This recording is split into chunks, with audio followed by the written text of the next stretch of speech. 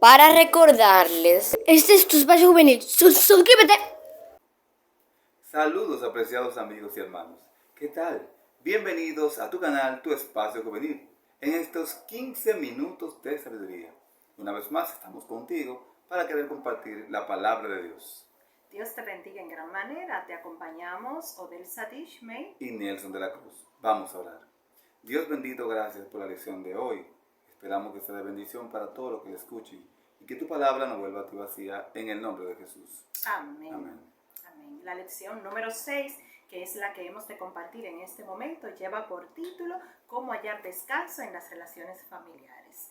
Es Pedro precisamente quien nos habla de este tema de tanta importancia en el texto para memorizar, y del texto para memorizar yo quiero extraer una porción solamente, y es la que nos dice: guardaos, no sea que arrastrados por el error de los inicuos caigáis de vuestra firmeza. Estamos todos llamados a ser firmes en la decisión de fidelidad a Dios, y Pedro nos dice que tengamos cuidado y nos guardemos para evitar la caída. El joven, un joven, impresionó toda el área y duró varios días buscando a sus hermanos hasta que finalmente se encontró con ellos. Pero ellos, cuando lo vieron, le dieron de todo menos una calurosa bienvenida, pues deseaban realmente la muerte de este joven. De no haber sido por Rubén, su hermano, José no hubiese podido contar su historia. Así como la historia de José, podemos decir que en la actualidad tenemos muchas familias imperfectas, porque nosotros somos imperfectos, y algunos cuentan con la bendición de que algunos miembros de su familia tengan temor de Dios. Sin embargo, la mayoría tiene que conformarse con menos del ideal. A pesar de esa circunstancia, que es dolorosa, trae mucho dolor emocional, nosotros sabemos que Dios siempre está al control. En esta semana vamos a ver a Dios actuando y trayendo sanidad y solución a las familias humanas, a pesar de que la mayoría de ellas sean disfuncionales. Disfunción en el hogar, la lección del domingo. Si alguien sabía de una familia disfuncional, era José. Porque vamos a recordar el cuadro familiar de él, donde él viene. Su abuelo, el famoso Isaac, el famoso Abraham, que muchos dicen: ay, me gustaría ser José y Abraham, si tuviera una familia como la de ellos, porque la mía no es buena. Pues miren el cuadro de esta familia. Abraham tuvo dos mujeres, tuvo que tomar a otra por petición de la esposa, cosa extraña, vivir con ella, tener un hijo que sofocaba al hermano, tuvo que despedir a esa mujer, la despidió sin comida y sin nada, confiando en el favor de Dios, un pleito familiar y un sufrimiento que todavía en los tiempos de hoy vemos guerras en el Medio Oriente por esa decisión que tomó Abraham y Sara de incluir a Agar en la familia. Pero esto no termina aquí. Ahora viene el conflicto, se transporta al abuelo, donde viene que vemos que Isaac entonces crea una situación en donde prefiere más no al papá de José, sino al tío de José. Isaac prefería tanto a Esaú que José se esforzaba porque su papá lo quisiese. Miren esto, hermanos amigos. Eran hombres cristianos, eran hombres espirituales. Dios los escogió. Pero Isaac se concentraba tanto en Esaú que se olvidaba de Jacob. ¿Y qué tuvo que hacer? Su mamá, la mamá de Jacob, tuvo que influir para que Jacob se sintiera amado, y fue ella la que generó el conflicto entre sus dos hijos, a tal punto que Jacob tuvo que salir, ¿qué? Corriendo, porque su hermano lo quería matar. Luego vemos que los hijos de Jacob, cuando se enteran de que su hermana fue violada por un hombre, ¿verdad? En Siquem, cuando ellos vienen, este hombre la deshonró. Cuando el hombre viene, que se enamoró de ella y que la pide, por favor, yo me quiero casar con ella. ¿Qué hacen ellos? Engañan y dicen: ok, ustedes se quieren casar con ella. Todos tienen que circuncidarse. La única forma que lo haremos es si se circuncidan todos. Y aquellos hombres, creyendo que eran hombres buenos, llegaron a la ciudad, le dijeron: estos hombres son buena gente, circuncidémonos, se van a casar, van a ser nuestros parientes, nos vamos a casar uno con otro y viviremos en paz. Al tercer día, cuando todos esos hombres estaban en el dolor, entraron dos, Simeón y Leví, a aquella casa y mataron a todos los hombres. Mataron a niños, mataron a mujeres, se llevaron las ovejas, todo. Y cuando Jacob ve a estos muchachos llegar con este desastre, dice: ¿qué es lo que ustedes han hecho conmigo? Porque me han hecho hostil, me han hecho despreciable ante estos hombres de estas naciones, que me van a venir todo. Yo no tengo con quién enfrentar a estas naciones. Y esta es la historia. Ahora, estos hombres están en la galería de la fe. ¿Por qué están en la galería de la fe? ¿Por su ambiente familiar? No. porque a pesar de su ambiente familiar, confiaron y creyeron en Dios. A pesar de las circunstancias, no se amilanaron, sino que creyeron que lo podían y lo pueden hacer mejor, como nosotros también.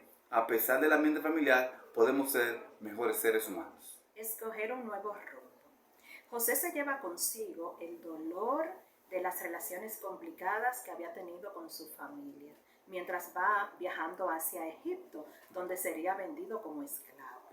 Iba llorando amargamente, muy triste, porque en el trayecto estaba pensando en un padre amoroso que dejaba separado de él, sabiendo que iba a estar sufriendo cuando no llegara. Y aparte de eso, iba pensando y meditando en todo lo que había aprendido en la niñez.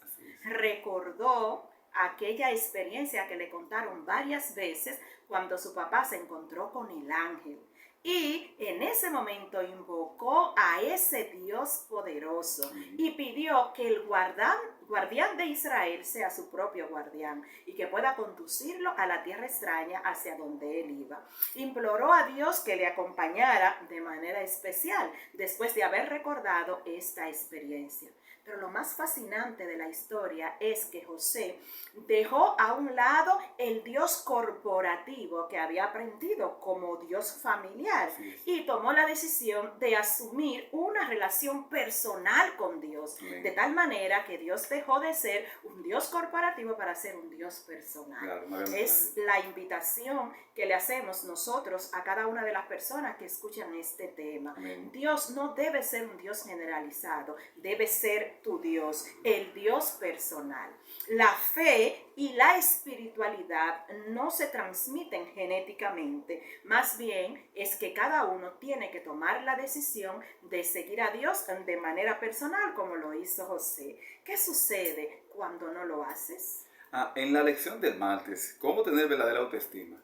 Cuando José está en la caravana, él es un prisionero, pero tiene esperanza de escapar. Pero cuando llega a Egipto y lo hacen esclavo en un imperio tan poderoso, oiga, no tenía ya oportunidad. Él había pasado de un esclavo vendido a un esclavo ya ratificado en una vida que no sabemos azarosa, qué penoso iba a ser. Entonces, si José aplicaba esperanza, todo había acabado. Entonces, ahí en ese momento, es que José vive una vida diferente. ¿Cómo se ve cada uno? La autoestima depende de cómo te ve, como te dice, como el otro te ve o como tú te ves. Porque, por ejemplo, ¿cómo lo veían los egipcios? Como un esclavo. ¿Cómo lo veía su padre? Como el hijo muerto. O sus hermanos, el hermano vendido. ¿Cómo se veía él? Ahora, lo importante es cómo Dios lo veía a él. Eso es importante. Por eso vamos a ver algunos textos importantes que nos van a ayudar a entender que sin duda José aprende la lección de que todos tenemos que aprender. Si dependemos de los demás para que nos digan cuánto valemos, entonces preparémonos para un camino difícil y lleno de confusión, porque no todos aprecian quiénes somos ni cómo somos. Más bien, necesitamos hallar nuestra autoestima en lo que Dios piensa de cada uno de nosotros. ¿Cómo nos ve Dios? Bueno, en Isaías 43:1 nos dice: ahora, así dice Jehová, creador tuyo, formador tuyo, oh Jacob, oh Israel, no temas, porque yo te redimí, te puse un nombre, mío eres tú. Y en Juan 1:12 dice: este era en el principio con Dios. Y en Juan 15:15 dice: ya no lo llamaré siervo, sino lo llamaré como hijos, porque todos los que son guiados por el Espíritu de Dios, estos son hijos de Dios. Entonces hay muchos aspectos importantes que aprender. Y lo más importante que aprender es que tu estima debe depender de lo que Dios dice y piensa de ti. Y Dios no te ve como esclavo, Dios no te ve como pecador, Dios no te ve como borracho, Dios no te ve como drogadicto, Dios no te ve como violador, Dios te ve como un hijo que necesita de su amor y de su gracia. Por eso la autoestima mía, la autoestima de mi esposa y la tuya debe depender de cómo Dios nos ve. Ese es el fundamento de la verdadera autoestima. Amén. Relacionarnos a la manera de Dios. La historia de José en Egipto dio un giro positivo. Él se encomendó a Dios. Como consecuencia de eso, Dios le bendijo en gran manera. De tal manera que su amo, cuando lo vio que era bendecido y prosperado y que Dios estaba con él, lo colocó como mayordomo. Y encima de eso puso todo lo que tenía en manos de José. Sin embargo, es bueno reflexionar que cuando Dios bendice a una persona, siempre habrá alguien que le persiga. ¿Te has dado cuenta de eso? Así es. Pues en el caso de José no fue la excepción. También fue perseguido y se tramó algo en contra de él. El problema venía como un vecino, como una persecución, y se acercó a él de tal manera que la esposa de su amo vio que este hombre era de hermoso aspecto, era joven y era inteligente, y entonces lo codició, quería utilizarlo. Entonces le hizo la tentativa propuesta de que él se acostara con ella, a lo que José se negó, argumentando que él no iba a cometer ese gran pecado contra su Dios. No dijo contra ella ni contra su amo, sino contra su Dios. Amén. Lo cual desató y desencadenó en esta mujer la ira de sentirse rechazada, y como consecuencia de eso le quiso acusar. Pero aquí lo importante que queremos resaltar en esta lección es qué llevó a José, un hombre joven que podría decir yo no tengo nada que perder, a negarse a ceder a esta tentación que desde su punto de vista juvenil pudo representar un paso al éxito. ¿Qué lo llevó? En esto yo quiero que te concentres y que te aprendas qué hizo él para que cuando te toque a ti hagas lo mismo. Lo primero que hizo fue, reconoció que cuando cometemos pecado es contra Dios que lo cometemos, no solamente contra los hombres. Otra cosa es que aplicó los principios bíblicos para las relaciones interpersonales. Con todas las personas que él se relacionaba, lo hacía basado en principios bíblicos. Supo y admitió que los principios bíblicos no son articulados, como podrían decir aquellas personas que han cedido a la tentación y están pagando las consecuencias. Comprendió que no puede controlar a las demás personas, pero sí puede controlar su manera de comportarse de manera que honre y glorifique el nombre de Dios. Y también aprendió a vivir en la presencia de Dios. Una pregunta para cerrar esta parte. ¿Has tratado de aplicar los principios bíblicos en las relaciones interpersonales, aun cuando la persona no juegue limpio? En la historia podemos ver que cuando Potifar se entera de que su mujer es violada o intentado violar por un hombre, ¿qué haría un hombre normal? Y más Potifar, mataría al que lo intentó. Pero no hizo eso. ¿Qué dice la palabra de Dios? Mandó a José a la cárcel, porque sabía que no era José el culpable de la situación, pero quería cubrir su honra como hombre, y quiso salomónicamente castigar a José y no abochonar a su esposa, porque abochonarla a ella era abochonarse a él mismo. Cuando José llega a la cárcel puede decir, pero ¿qué he hecho yo para merecer otra desgracia como esta? Pero no hace esto, porque las cosas malas nunca quedan sin paga de parte de Dios, aunque no sea en este mundo o rápidamente, siempre habrá justicia. Cuando llega José allá, cae en gracia ante la persona que se encarga de la cárcel, y esto le genera una oportunidad de servir con privilegios a otras personas. Y ahí, de manera rara, misteriosa, llegan dos hombres grandes del faraón que caen presos porque tocó venir a estar en la prisión. ¿Piensas tú? ¿O pensamos mejor en la providencia de Dios? Allí él interpreta los sueños de los dos, del copero y del panadero. A uno le dice que ha de morir y a otro le dice que va a retornar al palacio. Y al que va a retornar al palacio le dice, acuérdate de mí cuando pase. ¿Qué pasa? Que José no se amilanó ante la situación, no se culpabilizó, no se sintió víctima, no juzgó al Señor. Creía que había una providencia y que algo habría para él en el camino más adelante. Porque José nos recuerda algo muy interesante que nos dice la palabra de Dios. Quiero mencionarte, eso lo dice el apóstol Pablo en el libro de Efesios capítulo 6, versículo 1 al 13. Hijos míos, obedeced al Señor en todo, dice la palabra del Señor.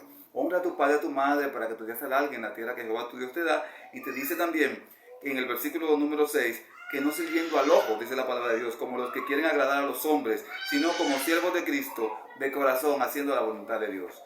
En circunstancias adversas, tenemos que aprender cada día que lo más importante es servir y seguir al Señor. La historia de José es un ejemplo para todas las generaciones que viven en este tiempo.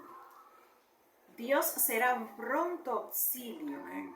Y su espíritu un escudo. Amén. Siempre y cuando tú realmente quieras vencer la tentación. Solo tienes que llamar al Padre, al Hijo y al Espíritu Santo, y estarán allí para sostenerte en los momentos difíciles. No lo dejas solo. En el libro de Isaías, el capítulo 55 y el verso 6 dice: buscad a Jehová mientras puede ser hallado, llamadle en tanto que está cercano. Él está cercano de ti. Este es el momento de llamarle para que Él pueda sostenerte. El autor ruso León Tolstoy escribió: todas las familias felices son iguales. Cada familia infeliz es infeliz a su manera.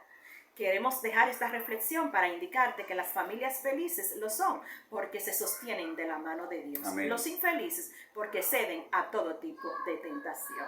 Amén. Esto han sido 15 minutos de sabiduría en voz de Nelson de la Cruz. Pero de él satisfecho. Te esperamos en nuestro próximo encuentro. Que Dios te bendiga. Amén.